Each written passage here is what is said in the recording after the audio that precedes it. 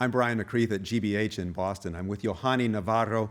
Johanny, thank you so much for being here, part of El Puerto Rico. And your piece is a quite emotional one. It's really an amazing piece. Belén, un canto sagrado a mis ancestros, a sacred chant to my ancestors. Yes. And I'm fascinated not just with the music itself, but what you write about the music. And you say that this is in honor of all those who have come before you, your legacy, your ancestors. And I wonder if this has always been something you carry, the importance of your ancestors, or if it's something that at a certain point in your life you sort of turned to it and realized, wait, there are these people that came before me. Tell me about that experience of your life. I guess that at some point I stand and think about my ancestors and how I am here and doing what I'm doing, in this case, composing music, and how all of my heritage, my influence, the music, the folklore, the cuisine, everything has inspired me to become a composer in that sense. So for this piece, I wanted to do like an honor, an honor for all of those people that inspire me in some way for making me a composer. So I wanted to create this piece that would evoke this chant and this singing and these beautiful lines, and try to create the whole piece based on that first melody, and try to evoke the sense of honor and respect. And actually it had something like a dance part. I don't know if like a very energetic and rhythm part, but it's a celebration also of the ancestors and our music and our traditions as well. Well, and that is the thing about this piece, that you have this melody that is continual and splits off into variations, and you change the context of that melody so much, including the little scene that's very energetic, almost like a party scene, almost like that. Yeah, it's really fascinating. And so that's where the chant comes from. I mean, the chant part of the title, that it is almost like a chant. Yeah, it's a over chant. And over. Yeah, and repeating itself in a different context, but it's like this big melody line, and then we keep repeating that line again and again until the end, and it's like this beautiful chant. Like, this is melody, and it's very important in the terms of bomba. When you have the cantador or la cantadora, singer, she or him like sings the chorus, the refrain. So that's very important in the aesthetic of la bomba. That the melody is very important. People is always singing. Even there, we have el piquete, that's when the bailador, la bailadora enters and do the dance. But there are always, we have the melody. This is very important. That not only you can recognize that melody, but you can also chant, like you can always sing with the singer, or la cantadora, or la cantadora. So for me, it was very important to get that beautiful melody, like perfectly beautiful crafted, to make a statement of the melody and the importance of the melody, in this case like a chant. Mm-hmm, mm-hmm. And the piece also draws, as you put it, on the African influence on Puerto Rican music. And I'm just curious, because for those of us who aren't as familiar with Puerto Rican music history or music legacies, how big a role does that African influence play in general? Is that a sort of small subset of Puerto Rican music, or is it more pervasive throughout?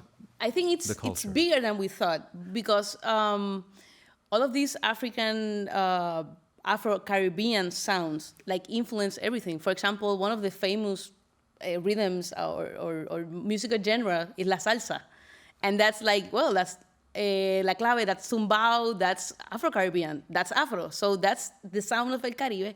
And then we come here from that's very famous right now, the reggaeton, that has something to do with that also. So it's very prominent in every music way, not only Puerto Rico, but also in El Caribe as a region. Mm-hmm, mm-hmm.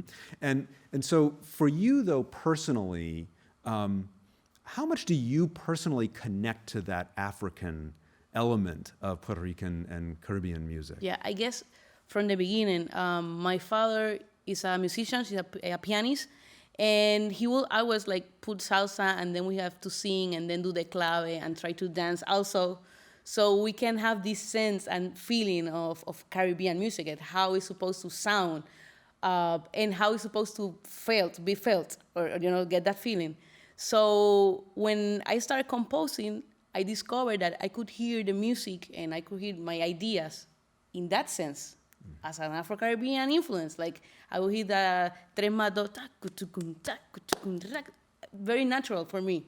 And then the swing and la clave, and that's basically what I try to do with the music. And I'm very, very inspired by that. Not only, for example, my piece doesn't have a barril de bomba, like a traditional, I just work the rhythm in other instruments and try to work among those sounds and try to make something different, but that have sense in a way. Yeah, that's it, that have sense. And you can hear the rhythm and you can identify the rhythm, even though I don't have el barril de bomba or la maraca or, other things that we need to do a bomba performance. But that's a risk that I take.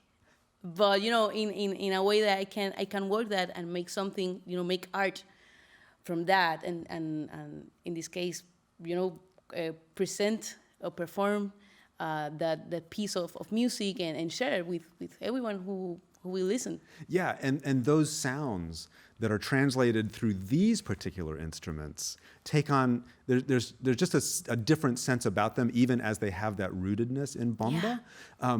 And I wonder if this piece, Belén, is this a piece for those who may not have heard other works by you yet? Would you say this is representative of your work in general, or was this a little bit of a departure? Did you do something different in this piece that you hadn't really done before? Yeah, I guess every time I try a new piece, I try something different, and I try to take a risk and try to, I want to do like a challenge. I challenge myself to, even though I'm working with the rhythms and I'm still working, and if people, listen to my music and know my story and where I come from, they can listen the change in every piece, because I'm taking more and more risk every day and every time, because that's what I want to do. I want to build challenge and try to make something, a piece of art, and trying to combine all of these colors, like using my filter of Afro-Caribbean music and trying to give birth to this new sound that I'm trying to achieve. Mm-hmm. And just tell me a little bit about your experience with this project, El Puerto Rico, and the bringing together of these composers. Even though you haven't really been in the same place at the same time, you're still part of this community for this project. And tell me about the other composers that you have met through this and other sounds you've heard and what that means to you. Yeah, I guess one of the beautiful things about this is working with composers from Puerto Rico that are, of course, most of them are not currently living in Puerto Rico, as myself, but we can connect. And of course, I know composers that I haven't knew before, and that was it's amazing. It's beautiful because we can connect in different ways, as music creators, as a musician, as performers. So this amazing project is beautiful in that sense, that we can connect not only with composer, but with musician, also with audience, with everyone here, production and elsewhere. But it's beautiful. Well, and each of you composers in El Puerto Rico brings a unique angle. Yeah. And so yours of your ancestors and the chant of your ancestors is really beautiful. So thank you very much, Johanny. It's really good to talk with you.